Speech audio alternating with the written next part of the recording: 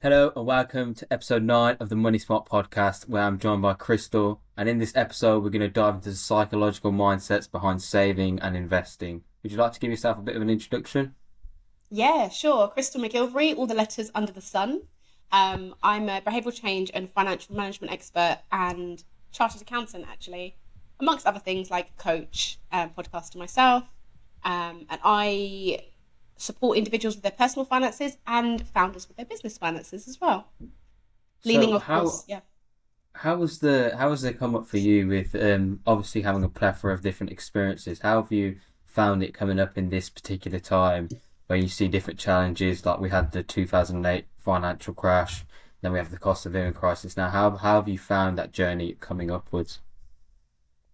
Do you know what? It's an interesting question because I remember speaking to people a few years ago about this, and I think it depends on what you're doing with your life and where you're at. So, kind of your income level, your living conditions, etc., etc. And I was really fortunate that I went into accountancy straight after uni, and I was really aggressive with my studies, so I accelerated my career really quickly. So every job jump, I had a really big pay jump. So financially, I was really absolutely fine, and I worked in the creative industry, even through, both disasters, COVID, and everything.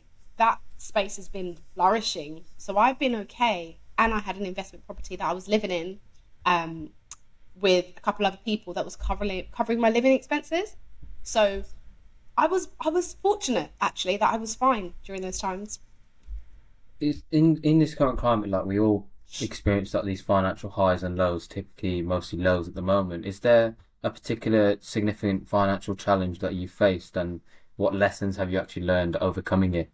I think my example would be one that's not related necessarily to my pocket, but directly impacted me. So when I bought my first property, as you can imagine, you save your deposit and you save up a bit of extra change for, I don't know, buying a sofa, all that stuff.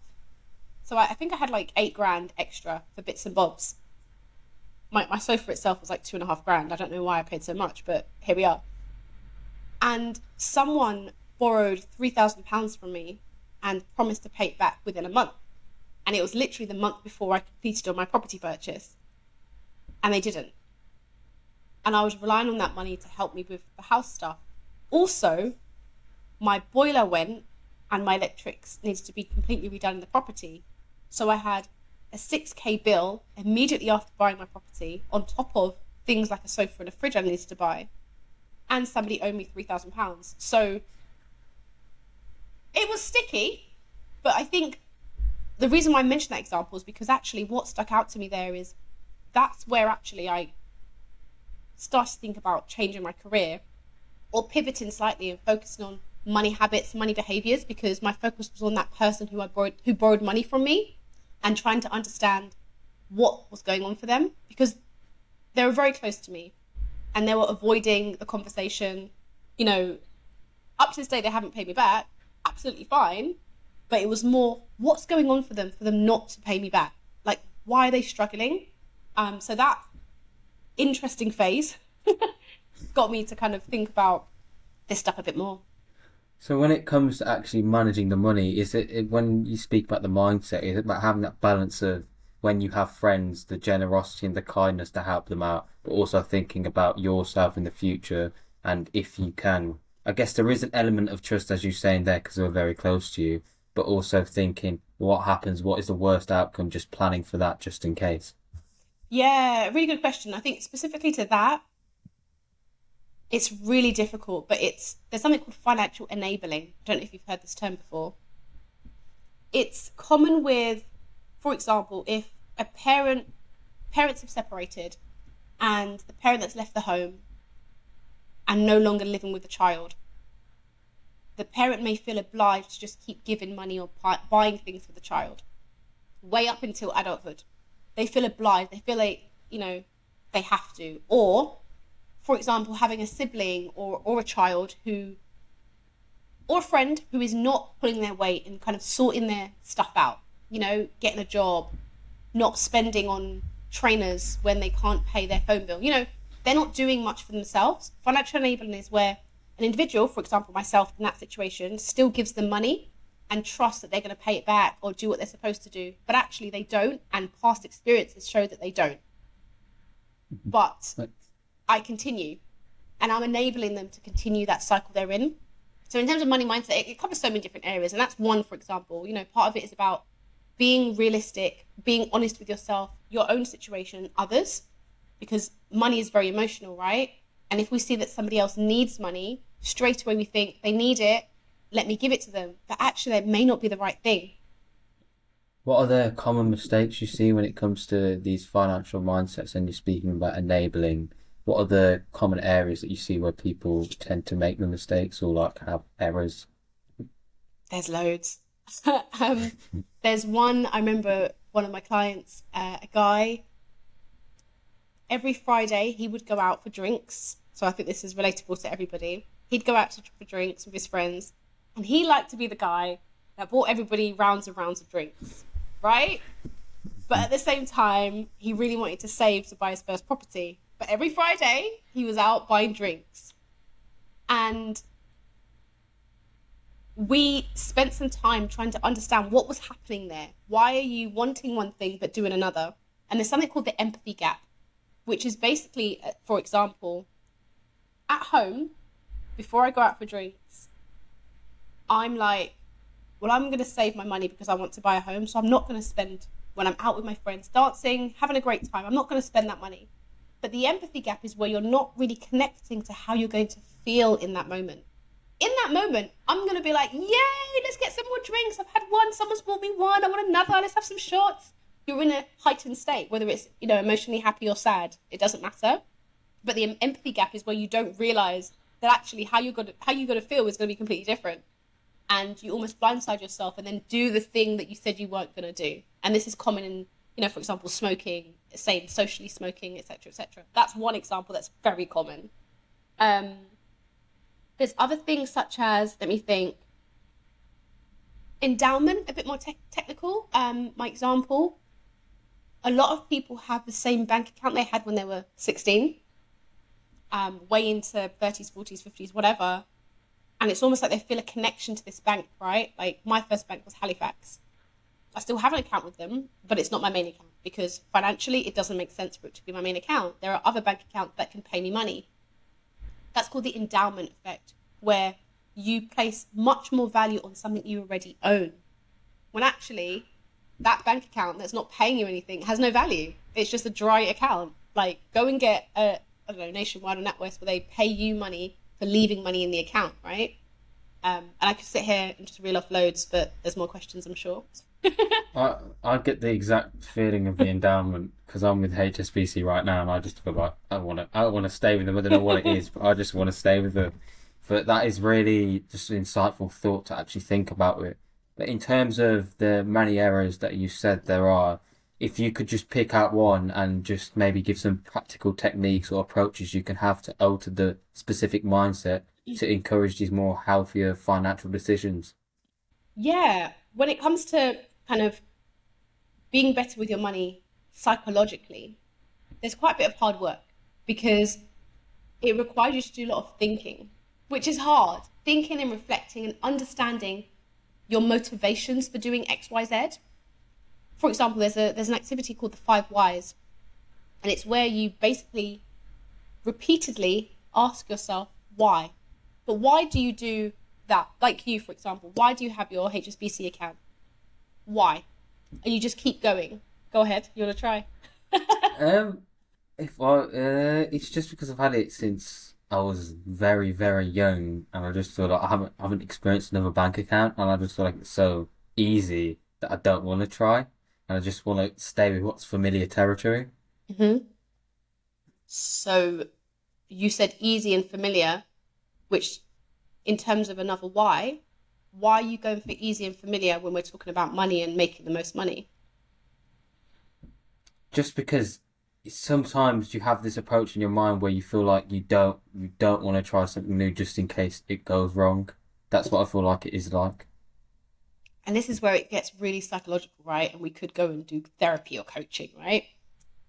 Because there you've alluded to fear of getting it wrong, which is effectively fear of failure, which we know if we think about growth mindset, that's the opposite. So having a growth mindset is where you embrace, if I remove the word failure and say getting things wrong, and instead you see it as a learning, then you will go and try to find a new bank account. And kind of that as one example, the 5 whys gets you to just dig a bit deeper to see, okay, what's actually happening underneath, right?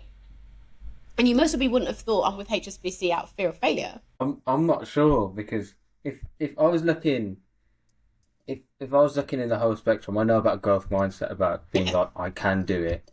It would be something that I'd look to in the future, but at the moment when I'm 16, it's just that I don't really have a lot that's in my control at the moment. Obviously, when I go into the working world, then it will be, but it's just about planning ahead for that time, I feel. So if we just stay on that for a moment, then I guess with something like a bank account, which is one of the common ones that people are often surprised and don't realize you can make money every single month automatically without you doing anything from your bank account, no matter how, you being 16, 18, it doesn't matter.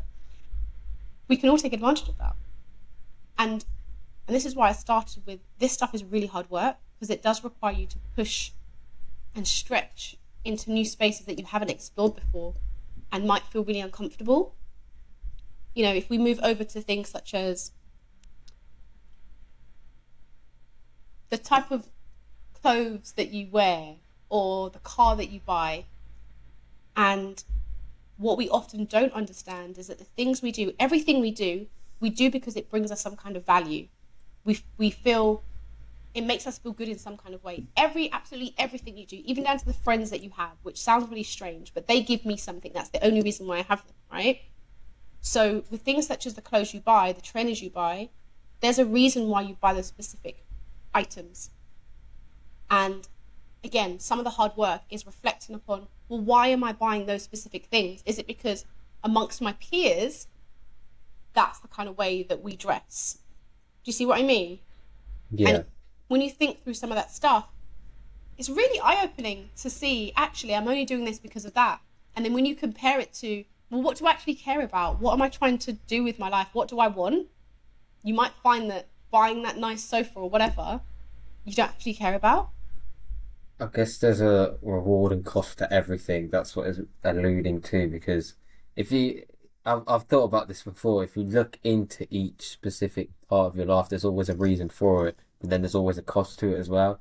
There's never something where there's 100% a benefit to. And as you alluded to there about bank accounts and different ones, I guess it is very powerful in the moment in time because of how high the bank rates are with different percentages and bonds, for example, and then the power of compound interest and just compounding your investment.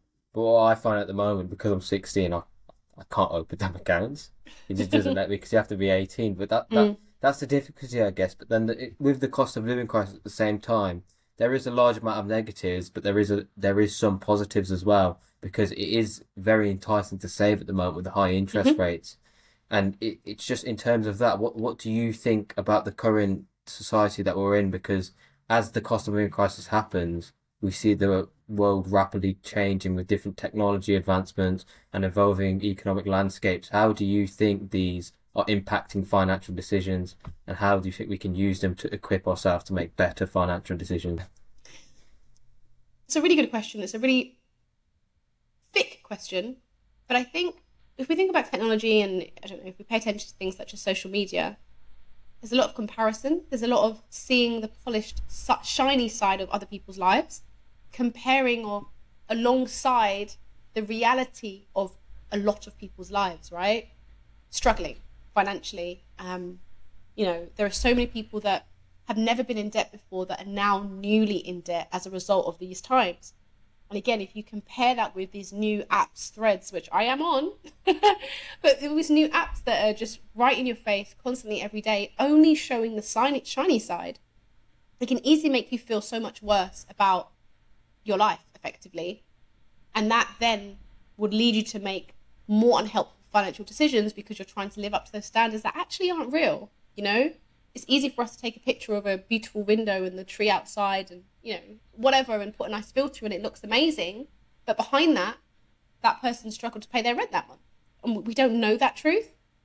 And I think in terms of kind of trying to move forward and out of that space, there's so many things. It's whether, again, it's hard, but looking around the people that you spend your time with and questioning, are they doing good for me? Do they put me in a good space? Do they bring out the best in me? When I'm with them, do I feel positive? Do I feel like I can take over the world? Are they encouraging me to do good things? And it sounds so simple, but a lot of us are just kind of cycling through life and maybe paying so much attention to social media and the internet and not realizing that actually what I'm doing here is not going to help me in the next 5-10 years, which then I guess takes me to another point, which is trying to think long term. Psychologically, it's one of the hardest things we as humans, it's one of the things that we really struggle with, thinking forward. We are very present focused. There's something called present biased, where we want things now. We, will invest our money into this shiny looking rich guy on Instagram who's talking about crypto or whatever it may be, and think that they're going to save our lives because they said they would, in the next 5 days.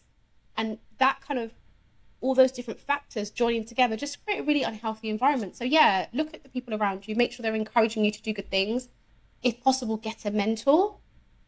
Mentors are really amazing. Even myself, I have several mentors and I will have mentors forever.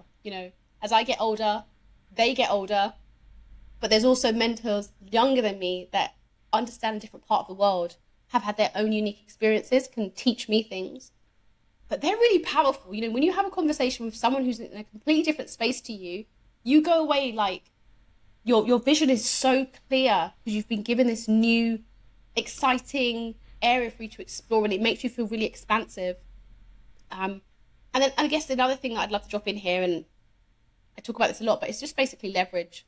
Try to look at things and consider leverage. So how can you take advantage of whatever it is, people, the money in your bank, access to whatever it may be, and capitalize on that? How can you use that to your advantage? And it's not you cheating, it's actually you being really smart and savvy with your environment.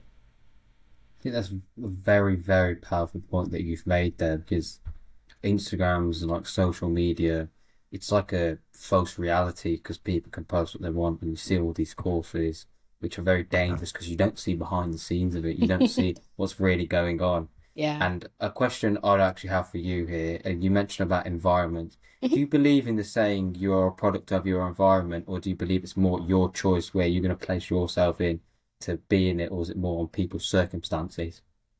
I think both are true because where you place yourself is in an environment, right? So I can choose to go to a church tomorrow, and then I'm in an environment of church people speaking about whatever they speak about, influencing me to think the way they think. Actively or passively, it doesn't matter. Yes, you are 100% a product of your environment. When we're thinking about mindset and we're thinking about how we think, so we go back a step. As humans, we think our basic needs. We want to fit in, like it's a basic need. As much as we might, some people walk around and, I'm an island, I do what I want. It's not true. Naturally, scientifically, innately, we want to feel part of something, part of a community, family, tribe, whatever it is. So, and it's funny, I did a reel on this the other day. So, if you're in an environment around people, naturally, scientifically, innately, you want to fit in. So, subconsciously, you're going to be doing things so they accept you, which means communicating in the way that they communicate, spending money on things that they value, etc., etc. By full stop, you are now influenced by your environment. Whereas if we take ourselves, imagine that's an unhealthy environment. If we take ourselves into an environment where people are, 4 or 5 steps ahead of you, and maybe you want to start a business, but you currently are working 9 to 5 and you haven't started out of fear and all this stuff. If you're around people that are doing the thing every day, getting up or whatever, working before they go to work or whatever they're doing, you're going to want to feel accepted by them. They're going to be talking about this stuff, and for you to feel as though you fit in, you're going to start doing what they do. So yeah, 100%, your environment is key. It's hard, but it's key. It's so eye-opening just hearing about like you saying, and I'm just thinking about in the meantime, and just it makes you realise, and the people you put yourself around, you want to be very similar to them. It's like you want to go on a journey together. That's how I describe it. And typically myself, that's what I'd love to do. Then as you mentioned there, you briefly spoke about before about long-term goals being one of the hardest parts to do. I feel like with short-term goals in particular, it gives you that false sense of it's short term, like how would I say, satisfaction, And it's because you're easier. doing some, yeah, exactly, it's very easy. In terms of the long term goals, how would you best suggest people plan for them and actually don't get too entrapped in short term goals and just thinking, achieved this short term satisfaction, now I can just coast off a bit. So I think Warren Buffett speaks about, was it, I think it was him. I'm sure I saw a clip. It was an old white guy for sure. But he spoke about basically as a quick exercise that you could try, literally dumping down on a piece of paper all of your goals, all the big ones, whether it's, one of mine is to have a massive property portfolio of like 50 properties. I'm not there yet, but that's one of my goals, for example. So dumping them down into this big long list. What I like to do, it's like tweak on what I saw in the video, is kind of add a timeline to each of them. So for example, property portfolio of 50 properties is not going to be for like 10 years or 7 years or whatever. It's going to take me a while. Narrow that list down to goals that are more near term. So you've got your big dump, maybe the next 1 year, 2 year, 5 years, and then narrow that down to one goal. Now, this one goal is where you need to get really detailed with and literally break down all the steps you need to go through to achieve that goal. Then it's a tick. And I think when people think about creating long-term goals, the rejection is the overwhelm. There's so much I have to do to achieve this big thing. How am I going to do it? For example, starting a business, there's so many different areas, whether it's marketing, taking payments, developing the product, there's a lot. But if you kind of have that big goal of having the big business ready to launch, okay, what are the steps that I need to go through to get there? Identify the first 1 or 2 steps, ignore the rest and just achieve them. Because then you've only got the short-term, more present goal to focus on, which is easier. We like that. But actually, there's a strategy behind what you're doing because it's working yourself towards the bigger goal. But often I think what we do is just find, what's the easy thing I can do now? Oh, I can design the logo. I want to go and design the logo. But is that in line with you achieving the big goal? So it's a very taboo topic that's spoken about, because we hear the phrase, like for example now, people are trying to find different avenues of income, and Mm-hmm. there's a phrase, just side hustles. And I Mm-hmm. spoke previously on the last episode of Ola about this, but there's a clear difference between particular side hustles that you can do. For example, starting a business is not a side hustle. Mm-hmm. Reselling FBAs, it depends on how much time it's going to consume with you. And it's just getting that mindset behind you. Nothing's an easy path, but at the same time, everything requires hard work. And with that, it actually ties in quite well to what my next question was for you, which is to do with the element of fear, and Mm-hmm. people who just fearing the obstacles that are going to be in their way, and how do you feel they can overcome this? I know you spoke about growth mindset, but is there any other suggestions you'd have with the mindset in particular to overcome the obstacles? Yeah, the question of fear, it's such a big one. I don't think there's anyone who hasn't had to deal with fear. I think the first thing that I realized a little while ago was fear doesn't go away. Fear and the body reaction to fear is basically your brain trying to protect you from the unfamiliar. So our brain wants us to do the same, keep us safe. We know that if we, I don't know, go to work every day, we'll get the same income, whatever it is that you've been doing that your brain knows and is used to habit-wise, your brain wants to keep doing that.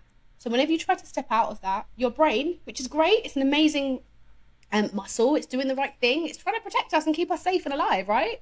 Our parents want that, sure. But that's going to keep you in the same space that you are in. So this new thing you want to do, this new person you want to be, this new business you want to start, you have to overcome that fear, which means breaking down that wall of fear. Now, what happens is when you break down that wall of fear, you will no longer have fear for that thing because your brain will then be familiar with the new thing.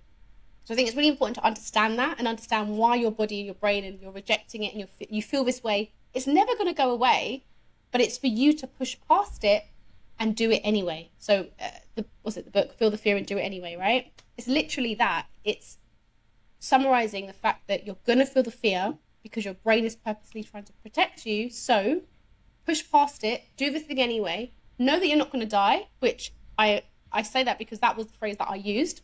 It's like, Krystle, you're not going to die. If you speak in public, what's going to happen? You might sweat a bit. You might fumble over your words, but you're not going to die. And that, for me, helped me overcome those scary moments. There's an element of stepping out of your comfort zone there, because with fear, like when I get that sense of it, it's more about the time.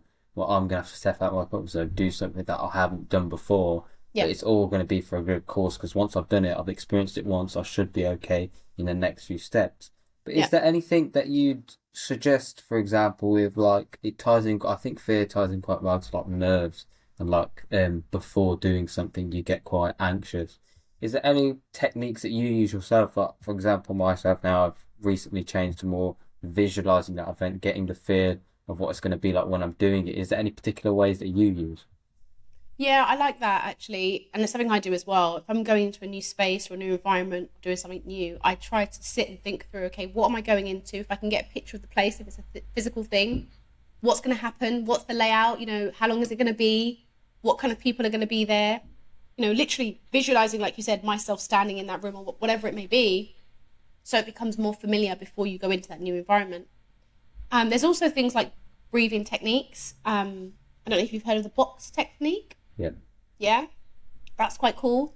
In terms of you feeling nervous and starting to get short of breath and get into a state of panic, you want to slow down your breathing so you can be more centered. And I think often when we're getting nervous and panicked, we're very focused on how we feel in the moment, whereas that breathing box exercise gets you to focus on something else so that you're not overthinking what could go wrong in those panic moments. And then also, just to say, nerves and excitement are the same parts of the body getting excited. So actually you could think, which didn't actually work for me, but I know it worked for some people, knowing that feeling nervous is actually because you really care about the thing, which means you're perfectly aligned.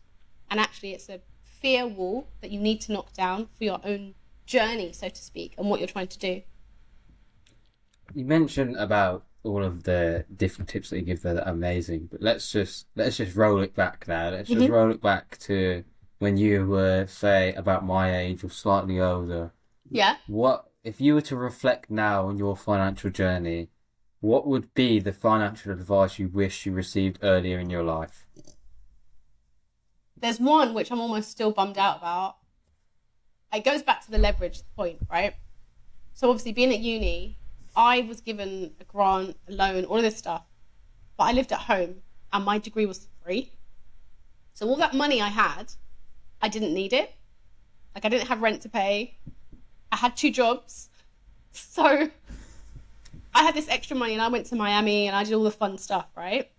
And then I found out years later that some people use that money and bought property. And I've always been like, why didn't anyone tell me?